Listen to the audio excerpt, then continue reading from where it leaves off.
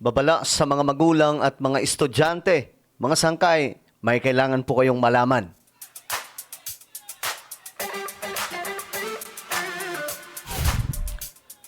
Yo guys, what's up? This is me. We are back dito sa ating YouTube channel at pag-usapan po natin itong mga sangkay, itong nangyayaring delikadong sitwasyon sa mga paaralan sa Pilipinas. Nako po. At ito nga po, mayroon na pong nagsalita, mga sangkay, may gagawin daw po ngayon sa mga eskwelahan. Okay, well, tingnan po natin kasi ito po yung iniintay po talaga natin na may gumawa man lang po mga sangkay ng aksyon para po dito. Alright? Anyway, sa mga hindi pa po dyan nakakapag-subscribe sa ating YouTube channel, subscribe nyo na po ngayon para lagi po kayong updated sa bawat komentaryo po natin, sa bawat opinion po natin. Okay, sa mga nanonood po sa Facebook, i-follow nyo po yung ating Facebook page. Okay, so, ito kasi yung balita, mga sangkay. Ayon po kasi dito, mas mahigpit daw po ang gagawin sa mga eskwelahan.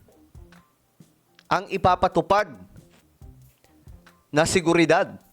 Kasi alam nyo naman yan, mga sangkay, na ngayon, palala ng palala ang nangyayari, no? Ang dami po mga hindi na kaaya-aya. Sa totoo lang, mga karumal-dumal na pong ginagawa, mga sangkay. No, sa mga eskwelahan, hindi ko po alam, mga sangkay, kung anong nangyayari, bakit sunod-sunod na po ito sa Pilipinas na ang pinaggagayahan po nito ibang mga bansa. Nangyayari po yan sa ibang mga bansa, mga sangkay, at ngayon nangyayari na rin po sa Pilipinas. At dito naman po sa ating bansa, kaya po nangyayari ito para po sa inyong kaalaman dahil po sa ginawang mga batas ng mga senador mula sa panig ng mga dilaw. Ito sa totoo lang, mga sangkay, sila po yung dahilan dyan yung mga senador na gumawa ng batas para po konsintihin yung mga kabataan, 'di ba? Para po hindi na po disiplinahin ang mga kabataan, mga sangkay. Sila pong may gawa niyan Kita nyo ngayon, ang nangyayari, marami po sa mga teachers, ito napabalita po, mga sangkay, na may mga teachers na po ang ayaw nang magturo sa mga eskwelahan. Dahil sila po mismo, natatakot daw dahil sa mga nangyayari. Kahit naman sino, mga sangkay, 'di ba? Matatakot po talaga. So sabi dito, mga sangkay, ni House Basic Education Committee Chair at Pasig City Representative Roman Romulo. Okay, kailangan umanong pansamantalang ipatupad sa mga eskwelahan ang mas mahigpit daw po na security measures. Teka lang, bakit pansamantala? Hindi pansamantala. Pansamantagal, dapat ganun. Anak ng tokwa, tagal na po na itong nangyayari. Alam nyo, si Robin Padilla nga, mga sangkay, I'm sorry I know, may mga bagay na disagree po tayo kay Robin Padilla. Pero sa pagkakataong ito, mga sangkay, yung sinusulong niya tungkol po sa pagprotekta sa mga kabataan, tama lang naman. Kasi nga po, mga sangkay, kita nyo ngayon, pag may isa lang na nag-amok, damay na po ang lahat sa school. Yan po ang nangyayari at nakakalungkot, mga sangkay, kasi tila baga, kita nyo ang nangyayari, ilan sa mga kongresista, wala pong pakialam. Ilan sa mga senador, o marami, hindi lang ilan, marami po talaga. Marami sa kanila, walang pakialam. Hindi nga po nila alam kung anong gagawin nila ngayon sa mga nangyayaring to. Ipinahayag ito sa panayam ni Pinky Webb sa programang On Point ng Bilyonaryo News Channel kasunod ng mga nangyari, mga sangkay. Doon nga po sa Ateneo, 'di ba, sa Leyte. At saan pa ba? Doon po sa somewhere in Visayas, Western Visayas. Paliwanag ni Romulo, ang paghihigpit ay upang maibalik ang kumpiyansa ng mga magulang, guro at estudyante sa kaligtasan.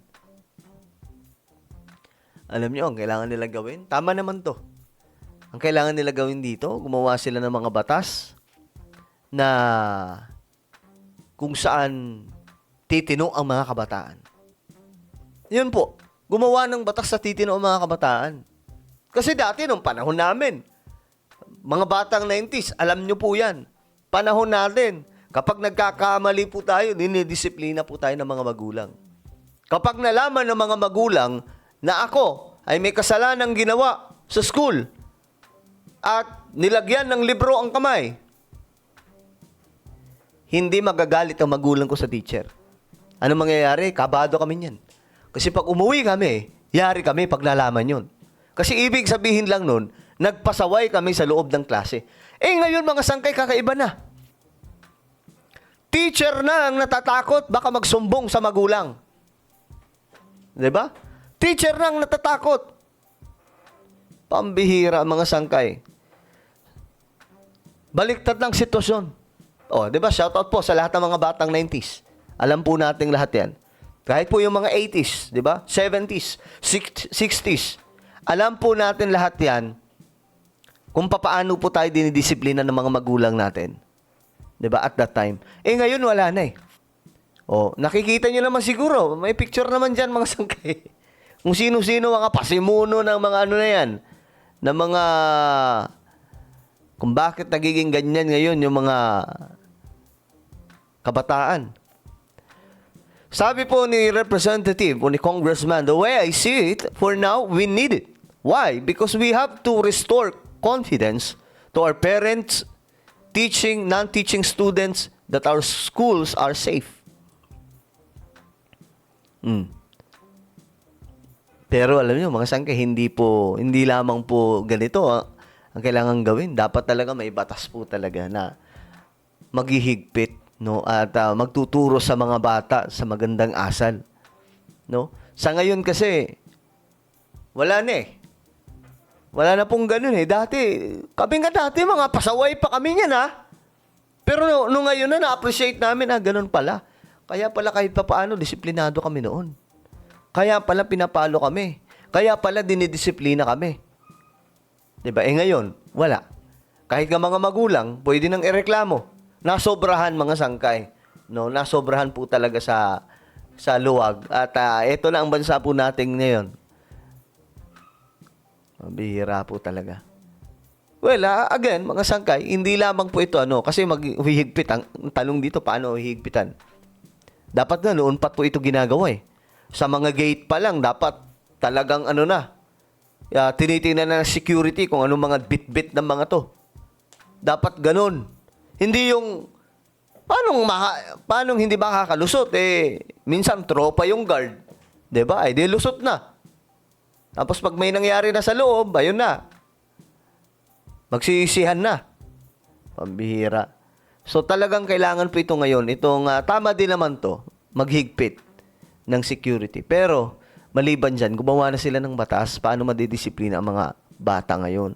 Paano sila matatakot sa batas, 'di ba? Pambihira. Kasi kaya ngayong kumpiyansa sila kasi alam nila na kahit gumawa sila ng ganyan, makakalaya naman sila. 'Di ba? Well, ano po ang inyong opinion? Comment down below. Meron tayong YouTube channel. Ito po yung Sangkay Revelation. Hanapin nyo po ito sa YouTube ngayon din. Kapag nakita nyo na, i-click nyo po yung subscribe, i-click ang bell, at i-click nyo po yung all. Ako na po ay magpapaalam. Mag-iingat pong lahat. God bless everyone.